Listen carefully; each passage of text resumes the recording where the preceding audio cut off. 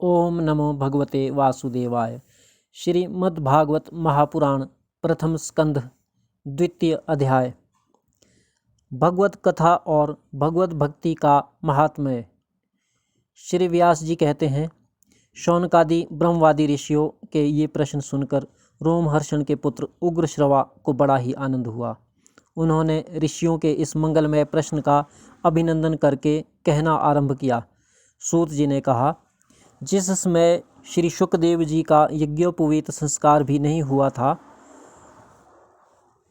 सूत्रालौकिक वैदिक कर्मों के अनुष्ठान का अवसर भी नहीं आया था, उन्हें अकेले ही संन्यास लेने के उद्देश्य से जाते देखकर उनके पिता व्यास जी विरह से कातर होकर पुकारने लगे, बेटा बेटा। उस समय तन्मय होने के कारण श्री शुकदेव जी की ओर से वृक्षों ने उत्तर दिया, ऐसे सबके हृदय में विराजमान श्री शुकदेव मुनि को मैं नमस्कार करता हूँ। यह श्रीमद्भागवत अत्यंत गोपनीय रहस्यात्मक पुराण है। यह भगवत स्वरूप का अनुभव कराने वाला और समस्त वेदों का सार है। संसार में फंसे हुए जो लोग इस घोर अज्ञानांधकार से पार जाना चाहते हैं, उनके लिए आध्यात्मिक तत्वों को प्रकाशित कराने वाला यह एक अद्वितीय दीपक है। वास्तव में उन्हीं पर करुणा करके बड़े बड़े मुनियों के आचार्य श्री शुकदेव जी ने इसका वर्णन किया है। मैं उनकी शरण ग्रहण करता हूँ। मनुष्यों में सर्वश्रेष्ठ भगवान के अवतार नर नारायण ऋषियों को, सरस्वती देवी को और श्री व्यास देव जी को नमस्कार करके सब संसार और अंतःकरण के समस्त विकारों पर विजय प्राप्त कराने वाले इस श्रीमद् भागवत महापुराण का पाठ करना चाहिए। ऋषियों, आपने संपूर्ण विश्व के कल्याण के लिए यह सुंदर प्रश्न किया है, क्योंकि यह प्रश्न श्री कृष्ण के संबंध में है और इससे भली भांति आत्मशुद्धि हो जाती है। मनुष्यों के लिए सर्वश्रेष्ठ धर्म वही है जिससे भगवान श्री कृष्ण में भक्ति हो। भक्ति भी ऐसी जिसमें किसी प्रकार की कामना ना हो और जो नित्य निरंतर बनी रहे। ऐसी भक्ति से हृदय आनंद स्वरूप परमात्मा की उपलब्धि करके कृतकृत्य हो जाता है। भगवान श्री कृष्ण में भक्ति होते ही, अनन्य प्रेम से उनमें चित्त जोड़ते ही निष्काम ज्ञान और वैराग्य का आविर्भाव हो जाता है। धर्म का ठीक ठीक अनुष्ठान करने पर भी यदि मनुष्य के हृदय में भगवान की लीला कथाओं के प्रति अनुराग का उदय न हो, तो वह निराश्रम ही श्रम है। धर्म का फल है मोक्ष। उसकी सार्थकता अर्थ प्राप्ति में नहीं है। अर्थ केवल धर्म के लिए है। भोग विलास उसका फल नहीं माना गया है। भोग विलास का फल इंद्रियों को तृप्त करना नहीं है। उसका प्रयोजन है केवल जीवन निर्वाह। जीवन का फल भी तत्व जिज्ञासा है। बहुत कर्म करके स्वर्ग आदि प्राप्त करना उसका फल नहीं है। तत्ववेता लोग ज्ञाता और ज्ञेय के भेद से रहित अखंड अद्वितीय सच्चिदानंद स्वरूप ज्ञान को ही तत्व कहते हैं। उसी को कोई ब्रह्मा, कोई परमात्मा और कोई भगवान के नाम से पुकारते हैं। श्रद्धालु मुनिजन भागवत श्रवण से प्राप्त ज्ञान वैराग्य युक्त भक्ति से अपने हृदय में उस परम तत्व रूप परमात्मा का अनुभव करते हैं। शौनकादि ऋषियों, यही कारण है कि अपने अपने वर्ण तथा आश्रम के अनुसार मनुष्य जो धर्म का अनुष्ठान करते हैं, उसकी पूर्ण सिद्धि इसी में है कि भगवान प्रसन्न हो। इसलिए एकाग्र मन से भक्तवत्सल भगवान का ही नित्य निरंतर श्रवण कीर्तन ध्यान और आराधन करना चाहिए। कर्मों की गांठ बड़ी कड़ी है। विचारवान पुरुष भगवान के चिंतन की तलवार से उस गांठ को काट डालते हैं। तब भला ऐसा कौन मनुष्य होगा जो भगवान की लीला कथा में प्रेम ना करे। शौनकादि ऋषियों, पवित्र तीर्थों का सेवन करने से महत्व सेवा तदनंतर शौनकादि ऋषियों पवित्र तीर्थों का सेवन करने से महत सेवा, तदनंतर श्रवण की इच्छा, फिर श्रद्धा, तत्पश्चात भगवत कथा में रुचि होती है।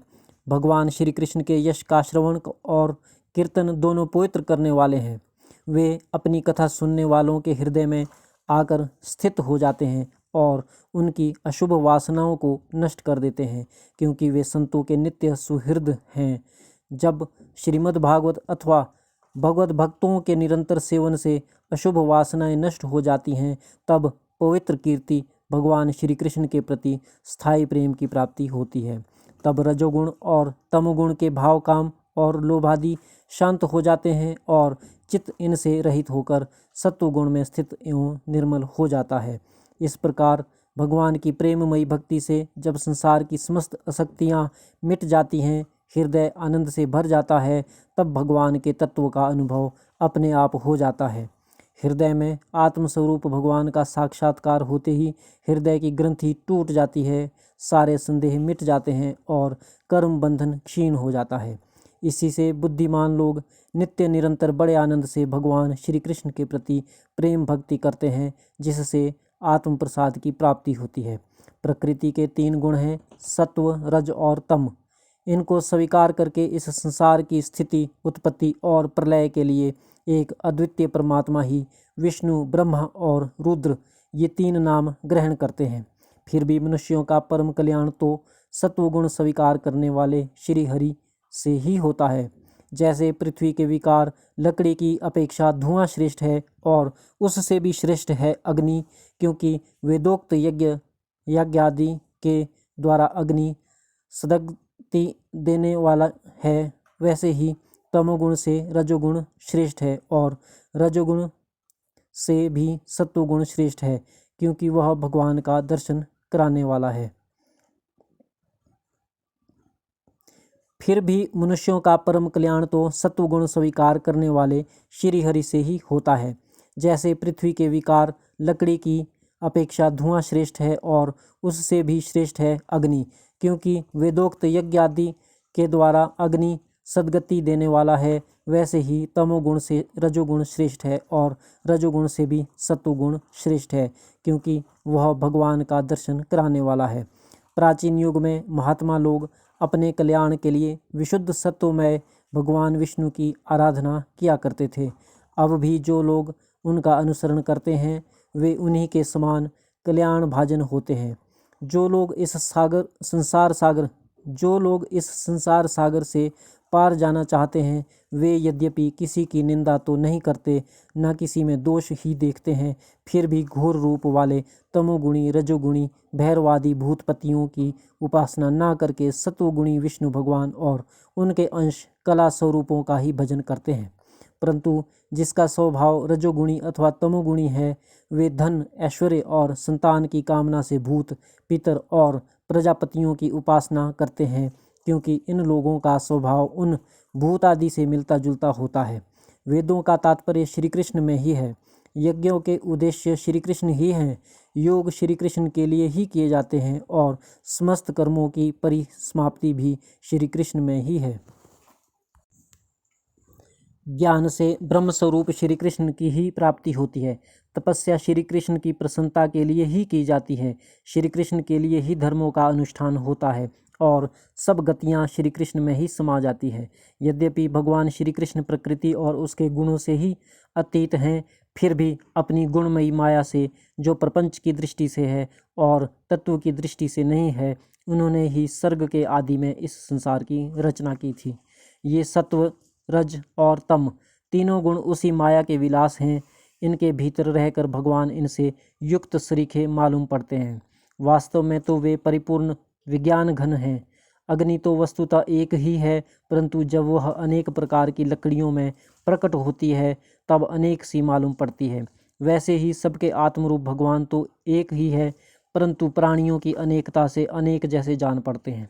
भगवान ही इस सूक्ष्म भूत, तन्मात्रा, इंद्रिय तथा अंतःकरण आदि गुणों के विकार भूत भावों के द्वारा नाना प्रकार की योनियों का निर्माण करते हैं और उनमें भिन्न भिन्न जीवों के रूप में प्रवेश करके उन योनियों के अनुरूप विषयों का उपभोग करते कराते हैं।